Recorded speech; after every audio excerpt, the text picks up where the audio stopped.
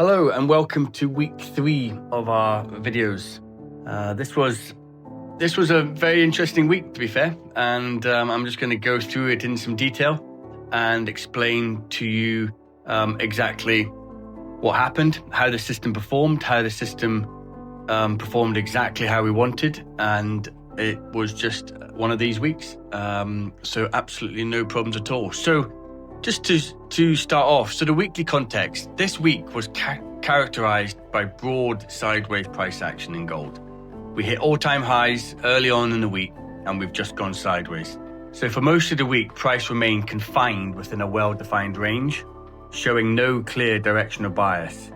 And so what does this reflect? Lack of major macros, a market in a wait-and-see mode, and compressed volatility. In other words, just a classic consolidation environment, and this is exactly what we witnessed. So here we are on a Tuesday, still no trades open.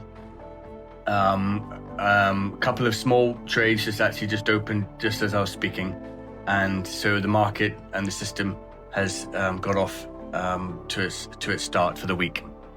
The exception came on the Friday afternoon. Actually, it was the only break from this pattern, and it occurred on Friday afternoon. And the catalyst for that was when Donald Trump's comment regarding the potential change in the leadership of the Fed Reserve. If you see, we saw a massive spike in price.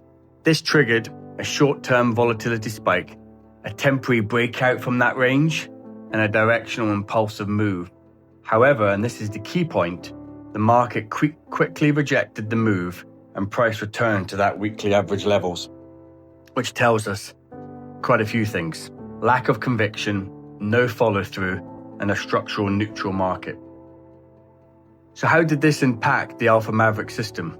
The sideways environment directly affected performance. We had 4 trade directional changes, and the system was entering positions, it was flipping the directions, and it was just getting stopped out repeatedly.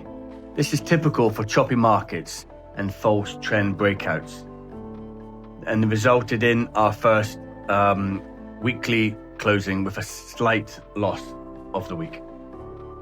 But if we look at it from a professional perspective, this behavior actually is completely normal for trend following systems. They perform best in directional markets. They struggle in sideways conditions. This is statistically expected, but most importantly, and that's what it's all about our system, is we controlled the risk, we had limited drawdown, and we had capital preservation. In other words, to be honest, we're very happy. The system behaved exactly as designed, because we're going to get faced with market conditions like this, and it's all about how do we manage it, how do we control it, and how do we limit the losses to as small as we possibly can in market conditions like this, and we did exactly that. So our closing message for the week is definitely not to invalidate the strategy. Completely on the contrary, to be honest.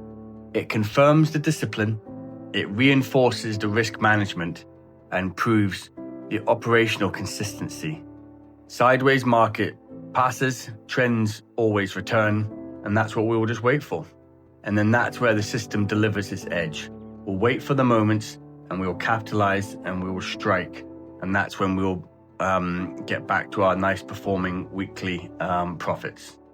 So I hope that was insightful. It's been a great week. A lot learned, and I hope you enjoyed this weekly update.